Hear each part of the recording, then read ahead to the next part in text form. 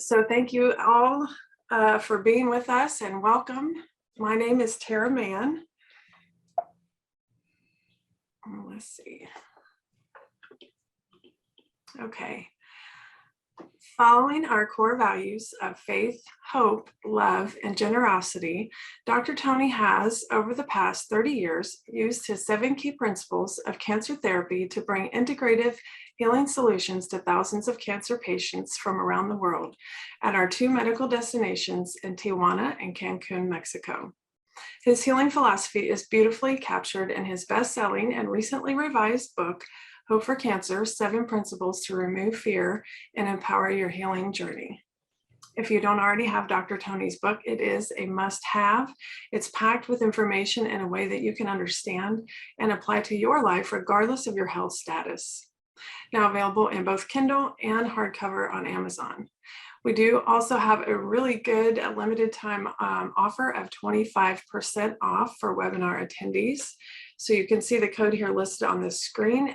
25 Hope Book in all caps is how you can get your 25% off. So please be sure to take advantage of that. Since April of 2020, Dr. Tony has been sharing his wisdom in this series of free biweekly webinars. Today is number 60. In addition to Dr. Tony, these webinars have featured renowned names in integrative therapy, as well as many of our own in-house medical doctors, scientists, nutritionists, and best program coaches from our cancer treatment centers and R&D team. Hope for Cancer is now offering the Gonzalez Protocol. This is a highly individualized and comprehensive program with protocols focusing on diet, detoxification, and supplements. Dr. Tony is one of only 7 practitioners selected worldwide to join the team of Gonzalez Guardians. This program is currently only available at our Cancun Treatment Center. Most of all, we are proud to feature and brag about our patient guests who have joined us as webinar guests. We commend them for their bravery in stepping forward and sharing their stories that inspire us and give meaning to the work that we all do every day. So we do just need to go through a few quick disclaimers with you. The material in these webinars is copyrighted. No recording or unauthorized distribution allowed. Treatments discussed here are available in our Mexico treatment centers. The information shared is for informational purposes and not meant to diagnose, treat, prevent, or cure any disease or person. Any information shared here should not replace the guidance of your physician or healthcare practitioner. Hope for Cancer is taking all necessary protective measures at both our centers. From pre-screening to ongoing training for our staff and daily cleaning measures, we've got it covered. So just to keep you informed, Mexico does not require proof of vaccination or a COVID test for entry into the country.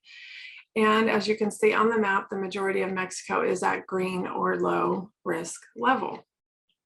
So with that, let's get started. Today, we are excited to welcome our very own Dr. Daniela Colin. She is an integrative medicine physician and one of our best practitioners, and she is joining us today for this very important topic of emotions and breast cancer. Please be sure to enter your questions in the chat window throughout the presentation. We will take questions after they finish, and we'll do our best to answer as many of your questions as we can today. A big welcome and thank you to you, Dr. Tony and Dr. Daniela. Thank you so much, Tara. It's great to be here. I want to thank the webinar team behind the scenes and of course all you attendees for being with us today. It's such a blessing to have you here, and you're the reason why we're doing this, right? Why we do this every 2 weeks. So thank you so much. I'm in Orlando, Florida, just flew in from Texas, and I'm happy to say that no mask. Masks are not required now when you fly. So this was very good, right? Things are opening up. And what I want to talk today about is give a brief introduction before Dr. Daniela takes over the the talk, and then we'll open it up for questions and answers. Always emotions in cancer is the most sought after webinars, right? And this is no exception. So thank you for joining. I want to highlight two books that I am reading currently. Well, one I just finished reading is called The Happiest Man on Earth, and that's by Eddie Jaku. Eddie Jaku was a prisoner during World War II and was at the infamous Auschwitz concentration camp. And one of the things he said, as I was reading this book, I was thinking of all of us, right? Our lives and daily struggles and conflicts and traumas. And then thinking about those of you that are in that cancer journey, because how difficult that must be. As Eddie Jocko said, no one understands him because they haven't experienced that. They never experienced. We've read books on the Holocaust and so many memoirs and diaries and so forth, but no one experienced that. So one of the things that I want to highlight from that book is that having one good friend, at least one good friend that is guiding you or going along with you in this journey, not someone that's walking behind you or in front of you, but someone that's walking next to you, right, in this healing journey. Because as Mr. Jocko said in The Happiest Man on Earth, is that because of that one friend, he was able to survive the worst of the worst. I mean, he was on the death march in Auschwitz, so many things, so many times that he could have been killed or he could have died because of so much suffering. And I think that we could all relate to this at times, right? When we think that, well, the oncologist gave you that diagnosis and that prognosis, and it's not looking good. But if someone like Mr. Jocko survived a number of concentration camps and the death march at Auschwitz and so many things that happened in his life, we all can. Second book I'm reading is called The Man's Search for Meaning. And that's another person that experienced the Holocaust, Viktor Frankl. It's a best-selling book and has been best-selling for many, many years. So just something that, when we read these books, we could say, hey, we can do this too. Because of course the odds were very, very highly stacked against these two men.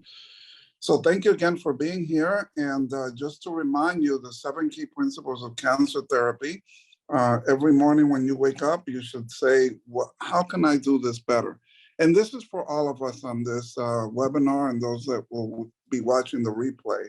This is not only for those of you that are in the cancer journey of healing. Non-toxic cancer therapies, immune modulation, full spectrum nutrition, detoxification, oxygenation, restoring the microbiome. And then the 7th one, which is, I think the most important one, is the subject of today's talk, is the emotional and spiritual health or key principle. I was telling Dr. Daniela and the team before we got on the webinar that I just had a message from a dear friend who's a hematologist oncologist in Jamaica, and he said the following: I believe firmly in emotions being the cause of cancer.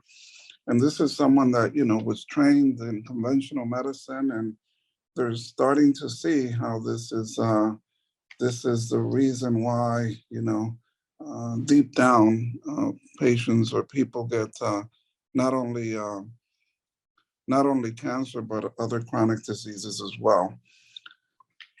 Okay, so when Tara said that Dr. Daniela is the best program practitioner, just so everyone knows what that best program is, it's the behavioral, emotional, and spiritual therapy. So this is something we developed at Hope for Cancer, where we bring in these 3 components to work on that, of course, at spiritual, emotional level. We often disregard the person's type of personality and behavior, but this is important because then someone like Dr. Daniela and our other best practitioner, both in Cancun and Tijuana, can then know how to engage that person in the emotional and spiritual. And then thinking that it is a holistic approach, working with the best program and the emotions. We have to, of course, bring in the body, the mind, the soul, and the spirit. And remember that at the spirit level, there cannot be disease, right? So the disease happens in the mind, the soul, and it's reflected in the body, because the spirit is the spirit of God, and that cannot have disease. And I like to show this this triangle here because we learn to realize that it's all connected, right? The spiritual, the intellectual, and of course the emotional, sexual, and physical. So a little exercise I'd like for you all to do later on is grade yourself on each of these from 1 to 10. How do you think you are on a spiritual level? Like 10 is, you're meditating, you're praying, you're reading the scriptures, you're allowing yourself every day time to enhance your spiritual health. So that will be a 10. And then do the same for intellectual, emotional, sexual, and physical. And then see what your weakest number is. Let's say your weakest number is intellectual. That means you're not, fulfilling your cognitive health, right? Your intellect, you're not reading, you're watching the news all the time instead of maybe documentaries. So then work on that and retest yourself every month, because these will shift, right? And ideally, the more optimal these 5 components are, the better your health will be, and the better the physical one, which is the foundation, the lower one. But it's, as our dear friend, Dr. Dietrich Klinghardt says, it's a downward causation. So working from the physical up is not the best solution. The best solution is working from the spiritual level down, and that's where quantum leaps in healing truly happen. And lastly, before we bring Dr. Daniela on, let's look at the triad, and this explains how a felt experience is translated into a biological manifestation, which is the tumor, the lump, the bump, the inflammation, the pain. So we have it going from the psychic, which is where the emotions are, the felt experience, because you seeing a cat being run over by a car might be more traumatic for you as a felt experience than maybe for me or for another person, right? So it's how we feel and what is the felt experience of these traumas and conflicts, and then that downloads to the brain, and then the brain's purpose is to survive, and therefore it downloads to the body and forming that tumor. So remember that the cancer is not there to take your life. It's a survival mechanism, and we'll learn more about that today. So with that brief introduction, I'd like to call in my dear friend and colleague, Dr. Daniela Colin from our Tijuana Center. Hello, Dr. Daniela. Thanks for joining us. Hi everybody. How's everybody doing? I know nobody can answer, but I'm really happy to be here and share with you more of what I do every single day. So here we go. So before we start, I would like to take a couple minutes just so we can arrive, as the slide is saying, and do a brief, tiny meditation. We're going to try to be at a place where we can relax and sit down, whether it's in the floor or in a chair. Try to have your back straight. You can have your eyes closed or open. And we're going to try to do deep breathings. Breathing in, holding the air as much as you can, and breathing out. And as you breathe in and you breathe out, I want you to connect to your body. Breathing in and breathing out. Connect to the temperature of your body. every part of your body that feels pressure.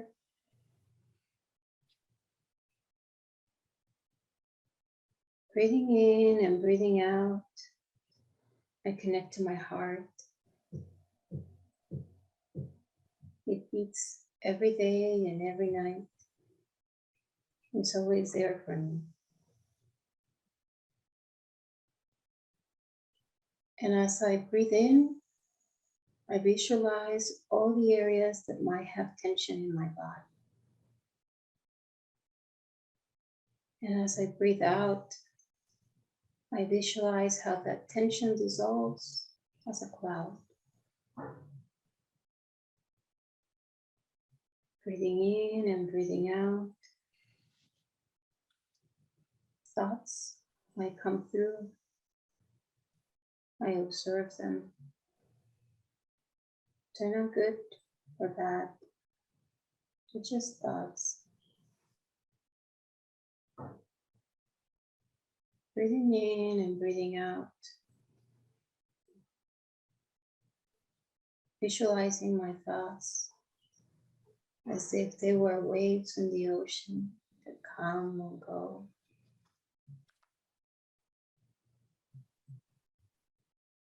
I breathe in, I connect to my body.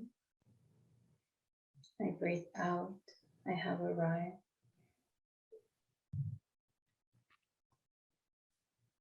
One last deep breathing.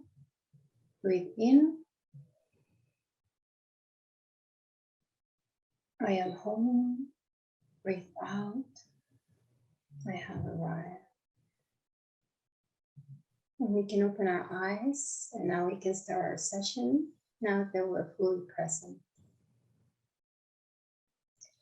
Well, I'm going to give you a little bit more information on why emotions are so important. And I like this diagram very much because it shows how we visualize our plans in life. We want to get into a straight line and go to the goal and achieve what we visualize. But in reality, the universe has plans for us. So as the Buddhist phrase says, when you realize how perfect everything is, you will tilt your head back and laugh at the sky, even with tribulations that life will put you on the way.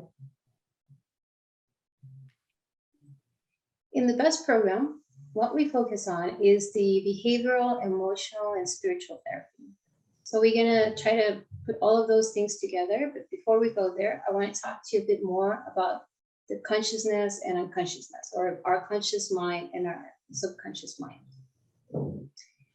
That image shows you a iceberg. You can see the upper part of it. It's the surface, it's the conscious mind. And usually our conscious mind is less than 10% of what we're perceiving. That will be knowing that today is Wednesday, I think, and that we're at a webinar and we're listening to a breast cancer webinar regarding emotions. But unconsciously, or in our subconscious mind, there's so much information that's happening. Almost all the information is right there. The subconscious mind has specific rules or has specific norms they have to carry. One of them is that there's no time or space for the subconscious mind. In the subconscious mind, we're going to have the whole factor of emotions, beliefs, the habits, the values, imagination, intuition. So most of the experiences that we are going through will storage in our subconscious mind and eventually will manifest without us being conscious about it. The subconscious mind, as I said, it doesn't differentiate between what's real and what's imaginary. So when we go to the movies and we're watching a movie and it's really sad, we're crying, even though it's not real. Why so? Because our subconscious mind is kind of in play. For the subconscious mind, there's no time and space. As the image that happened right now, that's from the Ratatouille movie for kids, it's you eat something that reminds you to your childhood and you immediately go back to that moment. There's no time or space. You can feel the same sensations that you were feeling at that time, when you were loved, when you were taken care of, or when you were not. And sometimes in the present moment, we can be exposed to a sound, to a smell, to a song, and we will go back in time and those emotions will resurface. And that's why sometimes my reactions do not correspond to the stimulus that's happening. So one of our main jobs here at the BEST program is to bring to the consciousness those events, those situations, those dramas or traumas that we have been through, and to be able to identify the felt emotion. I love this phrase from Carl Jung. It says, that which we do not bring to consciousness appears in our lives as fate. And here we know that most of our symptoms, they're just another way for our subconscious mind to tell us what's happening. What am I missing? What do I need that I'm not willing to listen to? So one of the key points of the BEST program is identifying those emotional shocks that a lot of people, if it's not everybody, goes through by itself without being able to talk about it. It took you by surprise. There was nothing you can do. And you have to process the best you could at that time and carry on with life. So what we're going to do is bring it to the consciousness and find what was the need at that time and how can you subside that need right now.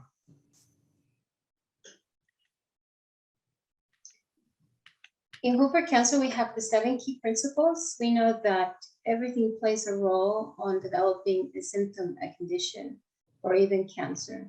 So that's why we try to look at every single angle of this body that's so perfect and that's giving us so much information. But one of the main things we're going to talk about today is emotions and the spirit. One of the things I want to interrupt you a little bit here, Dr. Daniela, and everyone, is saying that working with our Chief Science Officer, Dr. Shiberto Chakravarti, for so many years, nearly 20 years, now almost every month, science is validating these 7 key principles.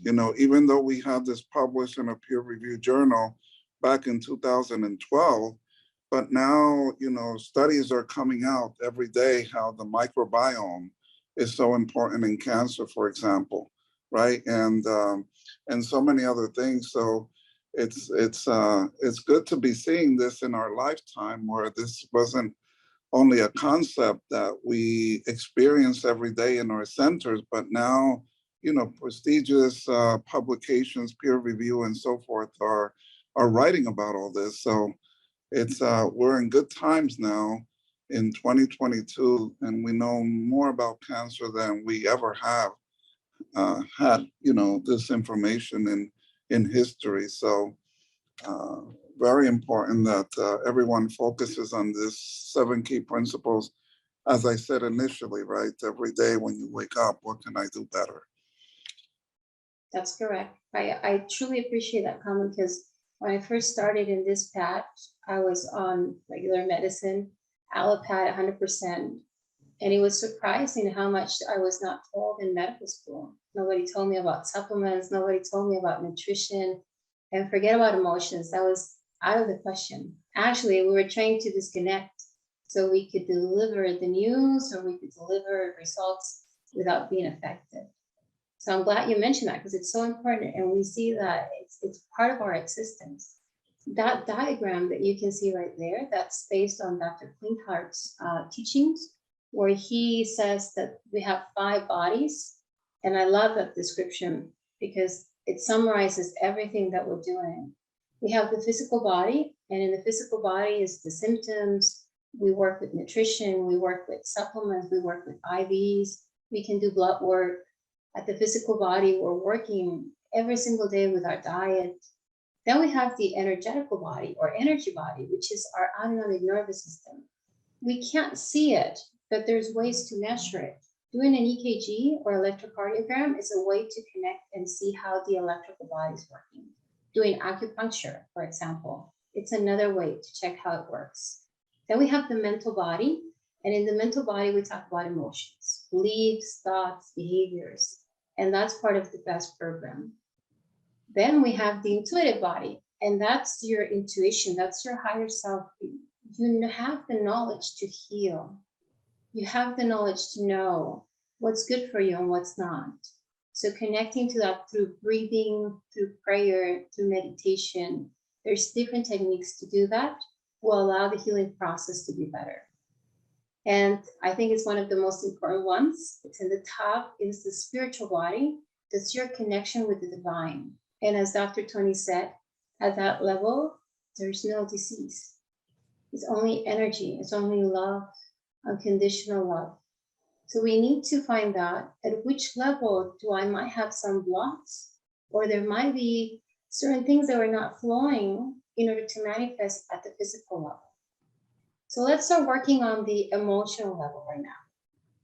I want to make a highlight here, Dr. Daniela, and everyone, that in my 30 plus years of experience in integrative oncology, this is independent of what your religious or spiritual belief are, but we do know that there is these 5 levels. And, I've never come across a person that was near death throughout my years that didn't, even the biggest of atheists, at that moment, they would say, God help me, or, oh my God, or, where are you, God? Because I believe that at the soul mind level, and possibly at all these levels, we know that there is a creator, right? That there is that spirit self in us. And so please, everyone, don't disregard that. And even if you are a churchgoer, you go to the mosque, to the temple, whatever you are, your religious faith is, this is important to nurture and to work on every day, because it is one of the weakest areas. It's one of the weakest areas as human beings, right? So keep that in mind, please. The curious part of us as humans is that when we are in these deep tribulations is when we connect to the spiritual part the most. I see it here that most patients have testimony of saying that before all of this, before cancer diagnosis, they were so separated from their spiritual path. And now they're in communication to their creator, are constantly trying to reconnect, to know more, to read. So I'm really happy to know that there's gold out of the shadow that we can bring in this journey. So talking about the BEST program, one of the parts of the BEST program is the behavioral. And that it's crucial. I don't think that we're ever told about the behavioral, but today I want to give you an example of why is it so important. This is a cartoon that explains in the first upper left on your screen, the story. It's a story of a little girl. Let's just name it Mary. So Mary is, 6 years of age, and she's playing with her dolls. And then the brother comes and just takes the doll and rips the head out. She starts crying, and then she starts hitting her brother. And her father or her mom comes and says, hey, don't hit him. He's your brother. You're a girl. Girls don't do that. That information came straight into the subconscious mind without any filters and storage there, and created the first hole of her personality. Mary, then it's in the past slide. Let's go back one slide. So then Mary in the image in the middle, it's listening to mom and dad talking about something, talking about the cousin. They're saying, oh, do you know your cousin now that she's pregnant, nobody's going to want her now. She's so easy on men. Information that came through right away. In the image below, you can see that Mary is all dressed up to go out with her friends, and mom says, where are you going dressed like that? Go get changed. So Mary starts crying, goes get changed, because she's not allowed to do that. Mary is an adult on the right side. She's the one wearing the suit. And she's walking on the street. And as she walks on the street, she sees a female walking on the other part of the street that's in a very tight dress, that a guy comes through and just slaps her. What Mary could have done if she didn't have those holes in her personality is to go there, defend the woman, scream, try to do something about it. But because of all that information that came through without filters, Mary now has a judgment or a belief system that says, that's what happens when you dress like that. why are you doing that? Or why are you provoking me? We all have holes in our personalities, which will make our behavior be a certain way. What we have to find out is what happened to us when we were kids. When did we change our way of being? When did we started having belief systems of doing things because they're the right things to do, or because it's the correct action to take? Those are what we call belief systems that sometimes do not allow us to go to full healing mode, and it will predispose us to have certain behaviors. So let's talk about behavior. Behavior, we have so many different types of personalities, and there's so many different types of tests to know that. But in a nutshell, what we are trained on and what we give you more information on is identifying who are you and how do you behave. Are you an introvert or are you an extrovert? Are you someone that's very social, or you're someone that prefers to take a pause, think about what you're going to say, and then speak? Why is it so important? Because when we are with a marriage, or when we are in an office, or we're working with someone, and we don't understand how other people behave, then we will not be able to know how to talk to them. And we will take things very personal. Understanding if I'm an extrovert, if I'm a person that will like to talk about my feelings or not, if I am someone that likes to be in control of things, it will give me an understanding of how do I react when I'm not in a good place? How do I react when I'm mad? And how can I communicate to someone that is totally the opposite of me?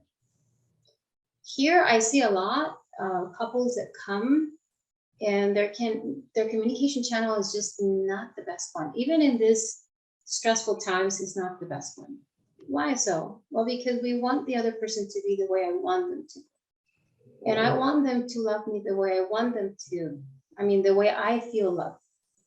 So in a couple's relationship, and we're talking about this because it's breast cancer, that's the home, the nest. In communication in couples, we need to understand, how do I behave? How does my husband behave? Sometimes we do sessions with the couples, not just the patient, because we need to know what's the main environment when they go back home.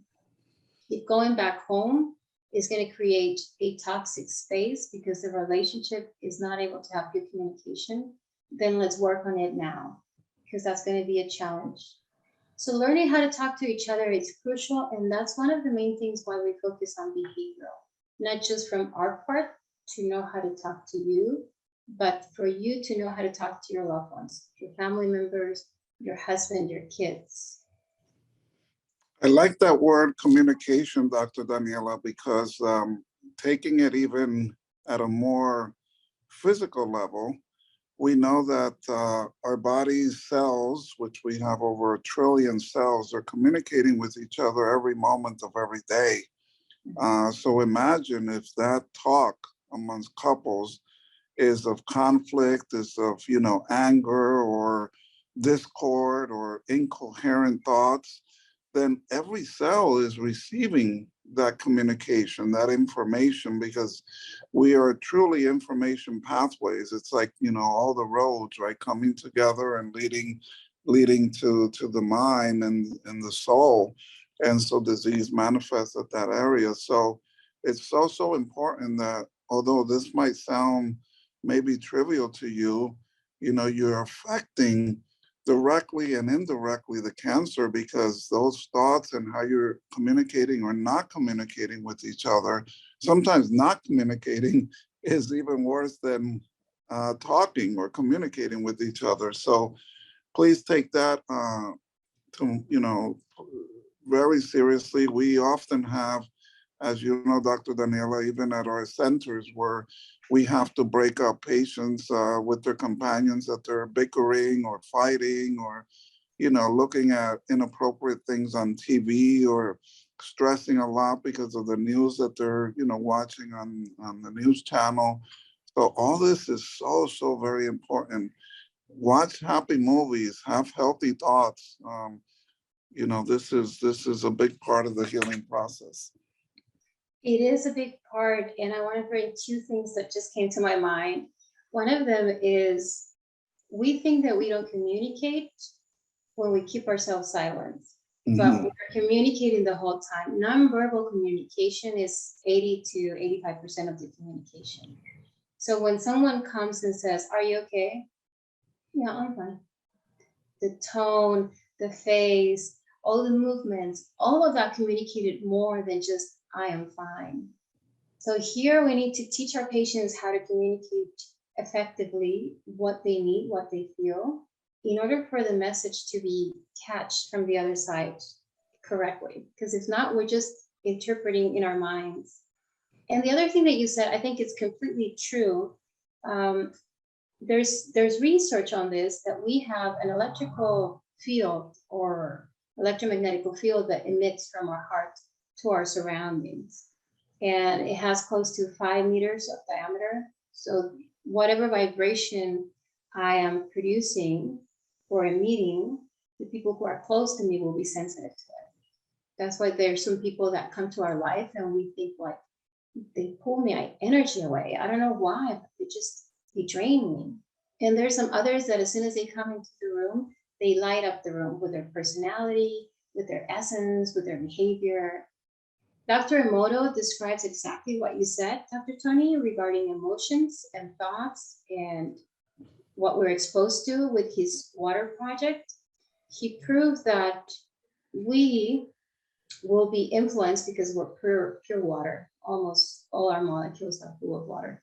We're influenced by thoughts, by sound, by intention, by prayer, by music. So being in a toxic environment, listening to things that are not the happiest, not the nicest, will have a toll in my body and will have a toll in my symptoms and my healing process. So yes, get close to people who have this light and brings light to you.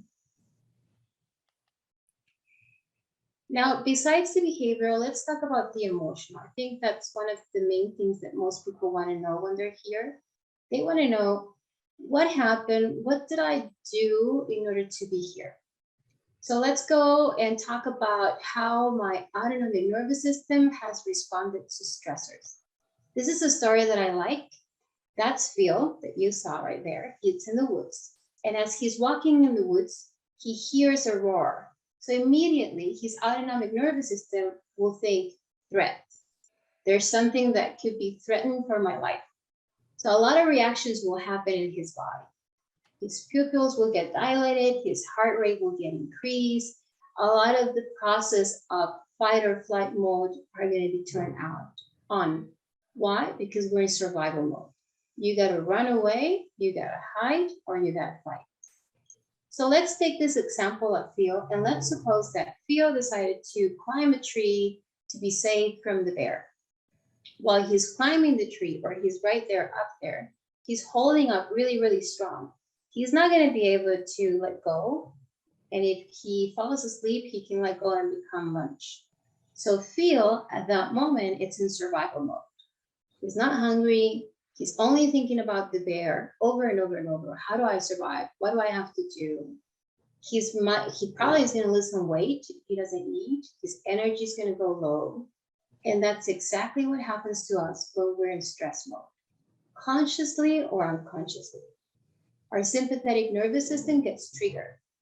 And once it gets triggered, it goes into fight or flight, survival. Besides the physical symptoms that we're going to feel, we will need a solution to that. And our brain will have to interfere and say, I need to help you because you can't be in starvation mode in that tree forever. So it will create a solution, and the solution is to download the information to the body to resolve it the best way possible. So a symptom or a diagnosis of a disease was the best way that your body could help you to survive what it detected as stress or threatening. These are the tools that we use for the emotional approach. What I just said, it explains more of the Germanic new medicine, where we talk about how our sympathetic and parasympathetic nervous system will interact in our healing process, and how our commander or autonomic nervous system is right there to help us to survive. We will review the family tree and find out what's the belief system that you carry unconsciously or consciously, how come do you choose the partners that you choose? Like why do you have the belief that, I'm just gonna give an example, all men are cheaters, and I chose a man in my life and he cheated on me? What happened? I mean, those are belief systems. There's gotta be a lot of men in your life. Why did you choose those ones? So we need to review the family tree. Yes? Okay, so now let's talk about biology. Dr. Leslie, that's in Cancun, she uses this title for one of her presentations, and it says, your biology, your biography is your biology. And I love that because it's true. When I start talking to the people who come here, immediately I know what organ could be affected just by listening to their story, even without me seeing the file. And it's right there. The whole answer of our physical symptoms, it's in our story. So when we talk about the Germanic New Medicine, we will talk about how when we were embryons, our whole body was from a different layer from that embryon, and how those layers behave in a stimulus of stress. I'm not going to get into depths because we can get lost on that, but all I want you to know is that different parts of your body will respond differently, whether they increase the number of cells, a tumor, a growth, or whether they decrease the number of cells, creating an ulcer or some bleeding. Yeah? So let's talk about the emotional conflicts related to breast. As I said, the breast symbolizes the home, the nest. So we're going to talk about problems that are related to the home and the nest. There's several different authors that talk about the same exact triggers. And one of them is separation in the home and the nest, lack of communication, is this sensation or this felt experience of feeling guilty. And I'll give you some examples for that. There's a conflict in normal modern women that are trying to seek balance between working and being a mom, and that becomes a stress too. It's a conflict of, I want to be at home with my kids, but I want to develop myself professionally. So in this separation, I'm never going to be able to give 100% in both sides. And by not doing that, I'm going to feel guilty of whether I'm not the mom that I should be, according to my belief system, or whether I'm not as successful as I should be, according to my belief system. And those two come from different stories. For example, if a female feels that she's not able to develop too much on the professional field because she has to be a stay-at-home mom, we need to understand where does that need of developing professionally comes from. And a lot of the times, if it's not always, but a lot of the times, it's because they come from a story where mom was not treated well by dad. She was at home. She didn't have the finances to separate. The child saw that since they were little, and all they thought is, I'm never going to be like my mom. I'm never going to let anybody treat me that way. I have to be independent, or I'm going to go through that. So knowing that that's a belief system that I carry, that's how I judge myself so severely if I don't achieve that. But biologically, I want to be a mom. I want to take care of my kids. I want to be nurturing and mothering. And that's where the main conflict happens in that example.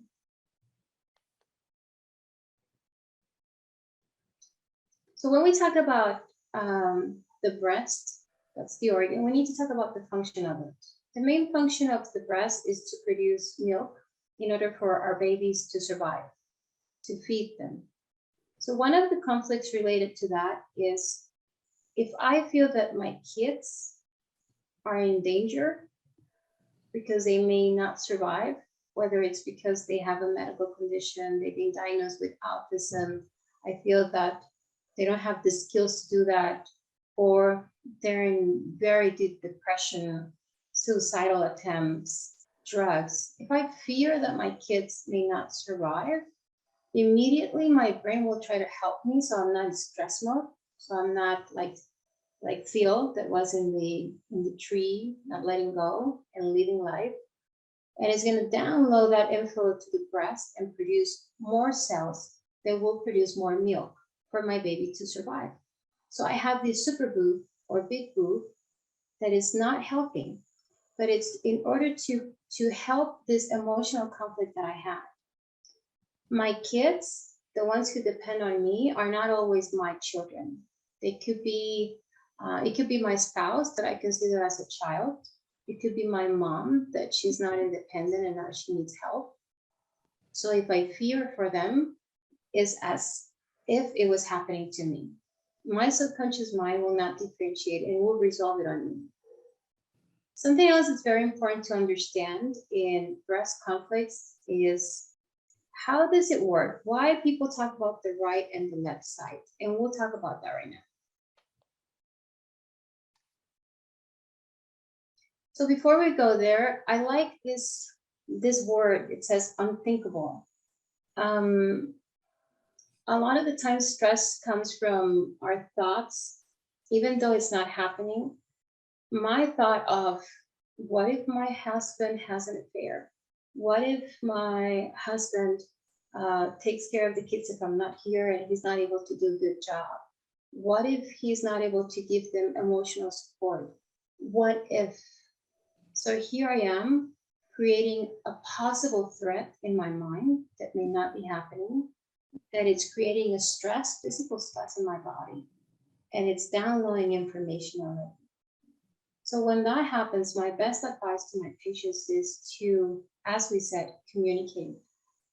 Talk to your husband, talk to your loved ones and say, the story in my head that I'm thinking is this one. Is that true?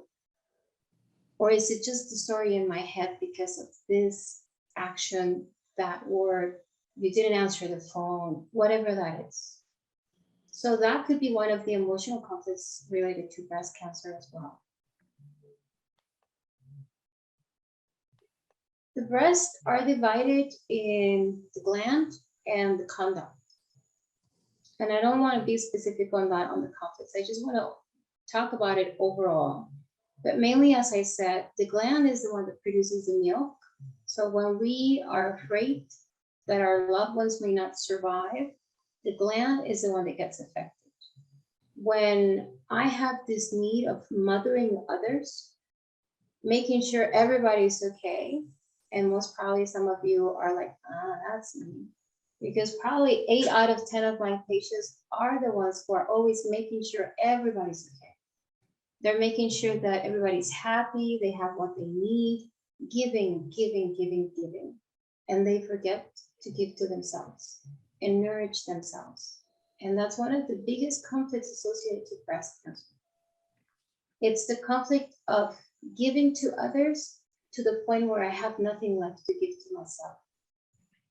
So one of the main lessons that we have in this is to learn to unconditionally love myself. So let's talk about the right and the left. Energy. A lot of people has probably heard the word female energy, male energy. We have them both. We have female energy, that's the one that is nourishing, generous, intuitive, creative, caring, it flows, it's receptive. And we have the male energy, which is logical, linear, rigid, assertive, strong, focused. We have them both. So because we have them both, some of us may have one more developed than the other.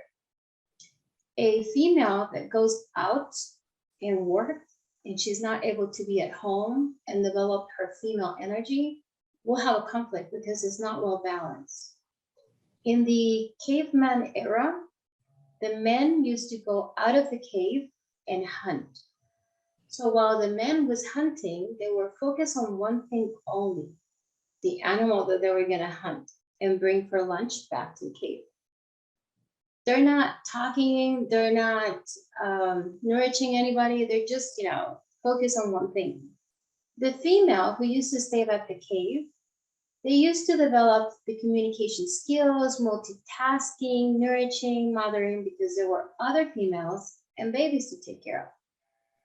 Now, if we now in this era go out and hunt as females, because we're the main providers, whatever the story was, whether it's because I'm by myself or because my husband doesn't have a job or I have to go work because he got fired or laid off, then I'm doing this male energy without being able to be at home and nourish and take care of my loved ones. Because by the time I come back home, I'm already drained. And it becomes a conflict where I wish I could do this and develop this energy, but I'm developing this other one. So here we have to teach our patients of how to keep a good balance between both of them. Not completely go into the female or completely go into the male, but to fluctuate in the middle where we can embrace both energies in our behavior.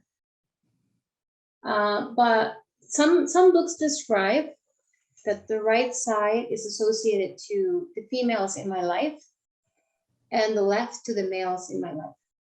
So we'll talk about that because I want to give you some examples of conflicts that are related to right breast cancer and left breast cancer. As we said, the right side is the male energy. That's linear, that's goal-oriented, it's the hunter. If I'm right-handed, when we have a female who has developed right breast cancer, we need to find out what's the story related to the man in her life. I'm going to give you two examples. I had a patient that had a lot of conflicts with the men in her life, including her dad, her grandpa, her husband. She has been in a marriage where she has been physically and verbally abused. The husband is in drugs, alcohol.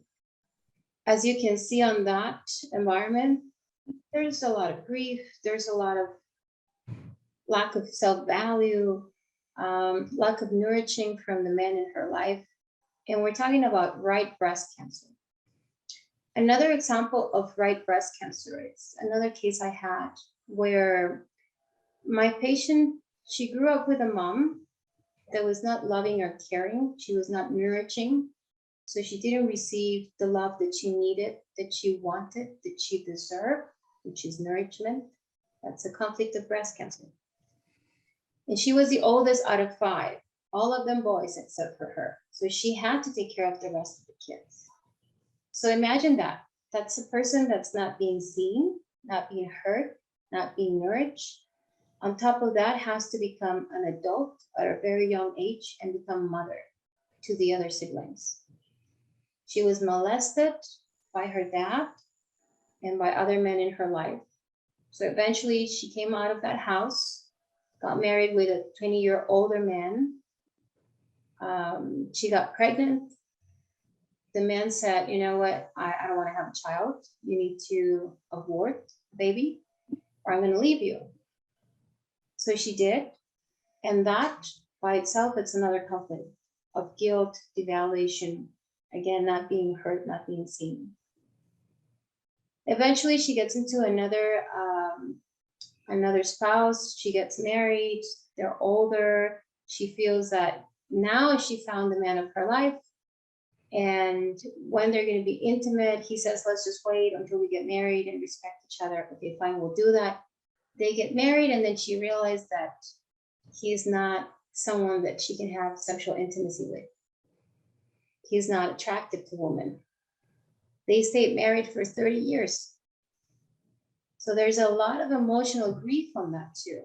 Again, with the male side, the husband is ill and he's at the hospital, close to dying. And then he confesses and says, you know, I got to tell you something. I own millions of dollars to this and that person. So I'm really sorry, but everything is under our name. He passed away. And once he passed away, she had to work through years in order to pay the debt.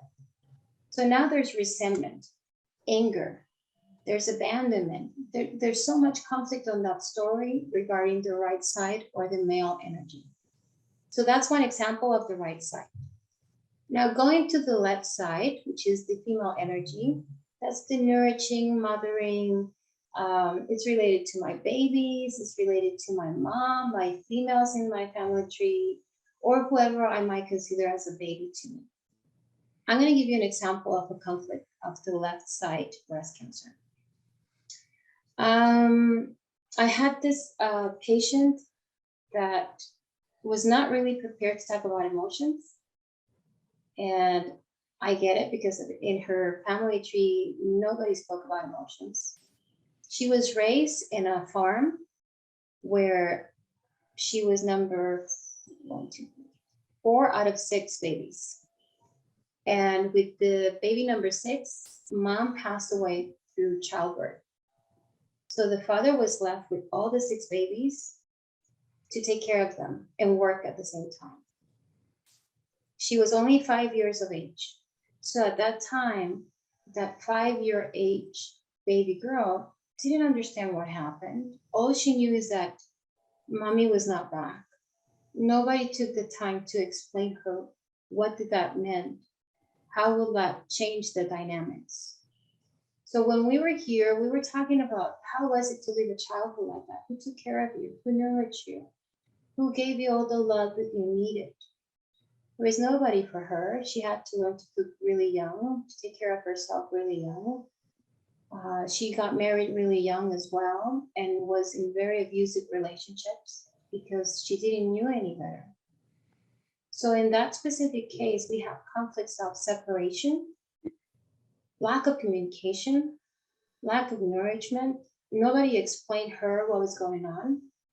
She lived through that experience on her own because she was not able to talk about that with anybody. And all of those happened since she was very young, plus her own experiences in life, plus being a mom. Because one of her husbands was involved in drugs, and he was physically violent. He was an alcoholic as well. She was being beaten. Eventually she divorced, but the kids saw all of that. So when they were teenagers, they went into drugs. One of them went into jail. Now I'm fearing for my loved ones that they may not survive. I fear for my kids that they are in danger. Again, all of those conflicts of breast cancer. So what do we do when we have those situations here at the clinic?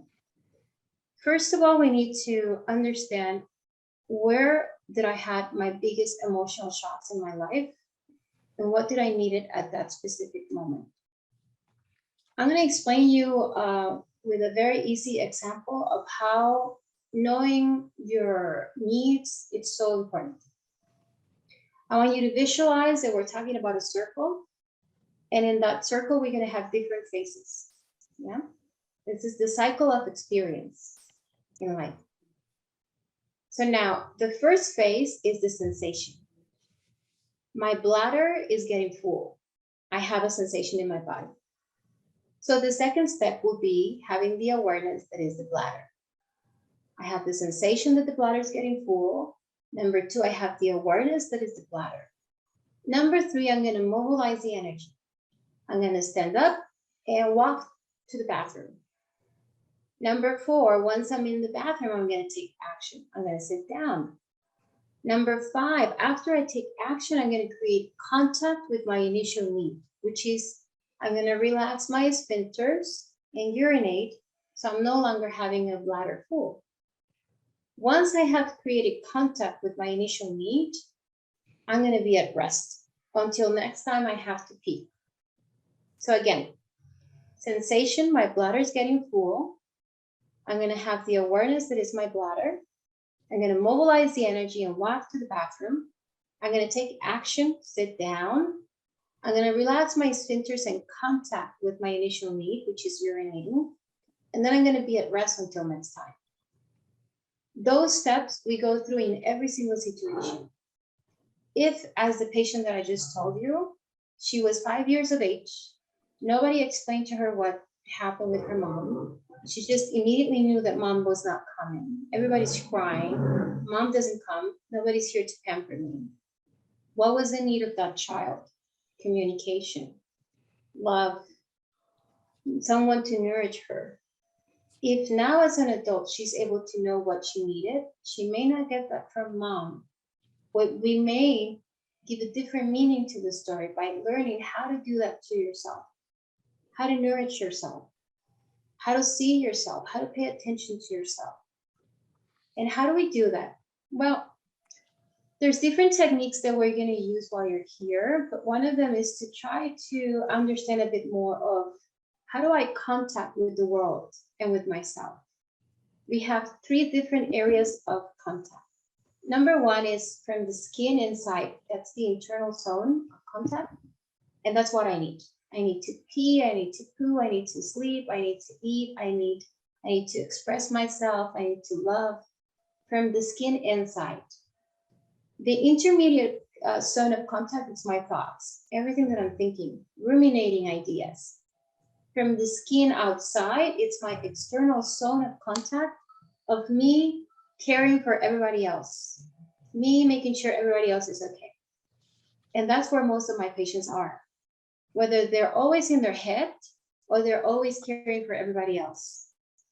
Breast cancer means that we need to focus on listening from the skin inside. What do you need? What were your needs before when you had those events or situations? And what are your needs now? To learn to connect to yourself, to connect to your female side, to your male side, and to go through your own beliefs and not the belief systems that were created when you were a kid that came through without any filters. Let's see, what's in the next one? Well, just another example of how breast cancer is linked to lack of communication, separation, and not being able to be nourished by our loved ones. So Dr. Daniela, I have a question. 45% of the patients that hope for cancer are breast cancer patients, roughly about 45%. And we see a lot of intraductal carcinomas, right? Like the one on the slide now. And so compared to others that are more like adenocarcinomas of the actual gland, what is the teaching point with the incidence of breast cancer and specifically intraductal versus adenocarcinoma? So let's go to biology. As you can see on the image, we have the gland and then we have the conduct. Biologically speaking, the gland will produce the milk that symbolizes love, nourishment. And the conduct will be the transportation of it. That's how it goes through the baby. When we talk about intraductal carcinoma or intraductal alterations, we talk about a message to the brain that the communication or the transportation of the love is obstructed somewhere. And it doesn't mean physically, emotionally. So if I'm lacking communication, if I don't feel that my husband, my mom, whoever is my loved one does not tells me they love me, or we don't talk about things, I feel like we're isolated, we're people that don't even know each other but living in the same home. That's a conflict of the main ducts. The love is not going where it has to go in order for me to feel fed and nourished. Okay. Okay, so how do we work on this in the BEST program? We're gonna look on your timeline, in your family tree, in your project purpose, which is another tool, and that includes the time before your conception, while your mom was pregnant of you, and the first month of your life. We're gonna look up the story. What's the story? What happened? So you can learn to identify the conflict that you went through. Then we're gonna work on claiming the emotion. Have the awareness that the sensation happened and where. What did you need it? So then we can release emotions. Releasing emotions means that if we see that there's an emotion that needs to be let go, it doesn't serve any purpose anymore, it's toxic for me, it's an unpleasant emotion, then it's time to work with forgiveness. For myself, forgiveness, not to forgive myself, but I'm working on forgiveness in order to give that gift to me. It's a gift to me, so we can let go. And to transcend the experience, which is looking at this experience with the eyes of a child that sees it all as new and as a learning process. with unconditional love.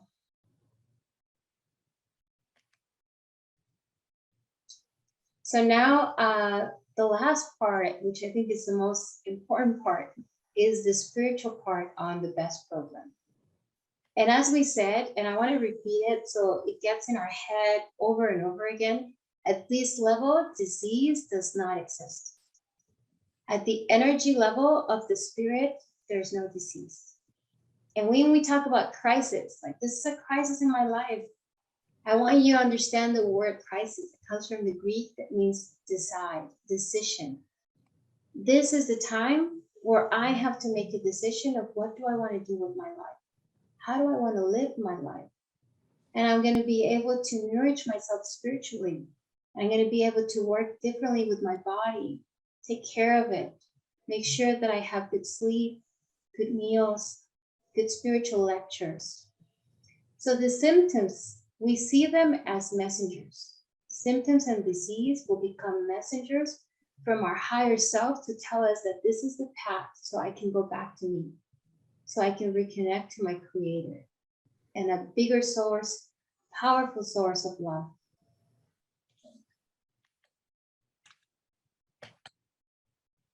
Okay, so I just want you to think of this. This is an image that will allow you to think of something. I want you to think, if you're going through this, if you're going through cancer, I want you to think of every single experience that you have survived. You have survived your birth. A lot of people don't survive their birth. You have survived your childhood, however it was. You have survived your teenage years. You survived your first love, your first broken heart. You have survived your first marriage, or maybe you have survived the birth of your kids, or maybe you survived surgeries, or chemotherapy, or radiation therapy, or accidents, or previous disease. You have survived so many experiences. So for now, all I ask you is to see yourself with more compassion, knowing that it's a miracle that you're alive, and that opportunity should be taken in order to heal ourselves emotionally, spiritually, mentally, physically, because it's a gift. It's the present moment.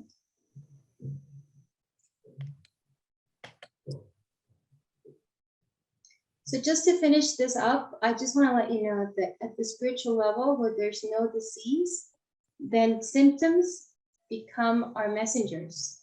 And then if we're able to see this process with different eyes, we're going to be able to transcend it and learn from it and grow from it and share the love to other people so they can go through the same healing process full of love. And I think that's it. That's it, Dr. Daniela. And then to sum that up, all that and much more, I read this quote in a few days ago, and I thought it was like a summation of everything. You must tell the story of the mountain that you climbed. You never know when your story could be a page in someone else's survival guide. So as Dr. Daniela is telling us and asking what's your story, right? It's important that once you know your story and you could work on the things that you need to work on, the conflicts and traumas and hurts and pains in your story, that you share that story with others, because I think that's the best blessing that we can give, is sharing our stories.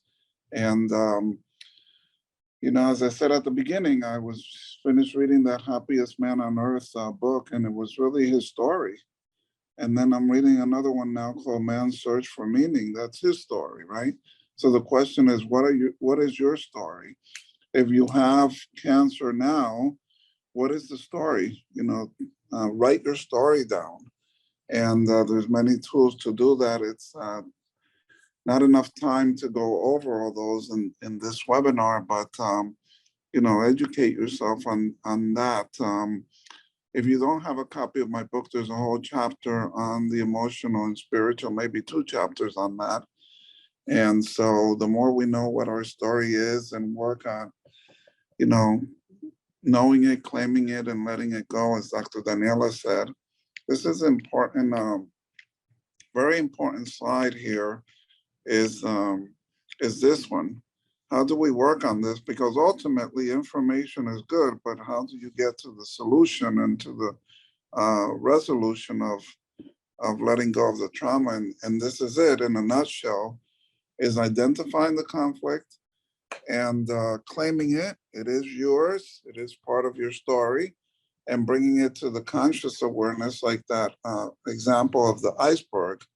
90% of the stuff in life is under the water level, and only 10% is in conscious awareness.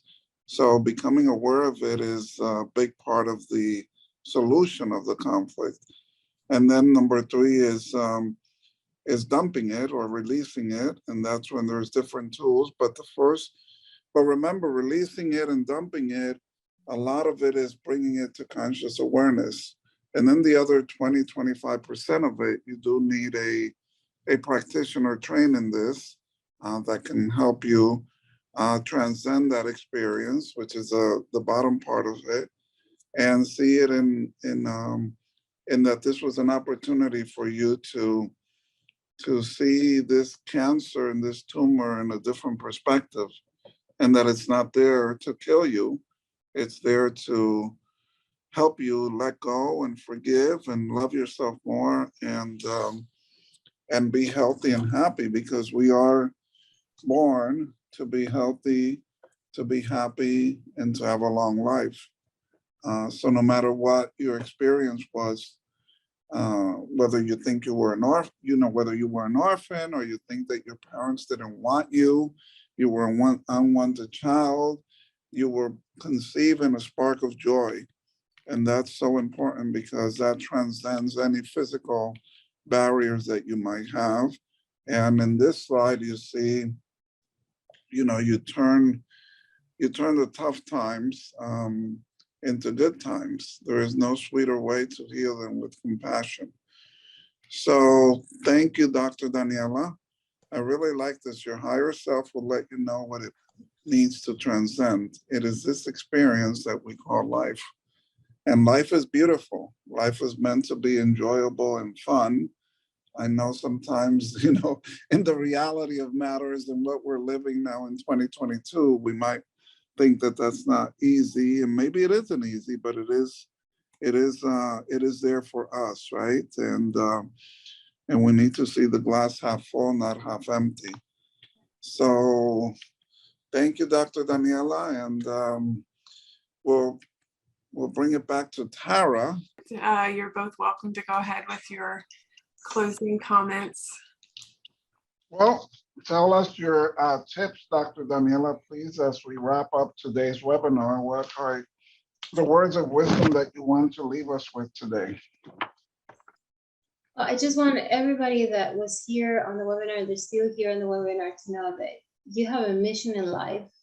You have a purpose. You're here, and being here, it's a great experience, no matter the tribulations or the obstacles in the way. And there's healing power in your body. You were meant and created to heal. So don't forget that. Don't forget who you really are at the spiritual level. Amen. Amen to that. And I wanted to close this with saying something that's in my book, Hope for Cancer: 7 Principles to Remove Fear and Empower Your Healing Journey, is develop a relationship with God. Because oftentimes, especially what's happening now in the world, that, God and the church or the beliefs, the spiritual aspect of the human being is trying to be taken away from us. And so getting back to our Creator and developing that relationship with God is so very important, because as we said initially, as the spirit part of us is healed, remember, the spirit is not sick, but as the spirit part of us is healed, so goes the mind, so goes the soul, and so goes the body. And so that's so important. And every day that's even more evident, because they're taking this, they want to take this away from us. And we are a tripartite being, you know, we are by nature spirit, mind, and body. And in the mind is the soul and the personality and the behavior and the emotions and all that. So cling to that spirit self in you, and great things will happen.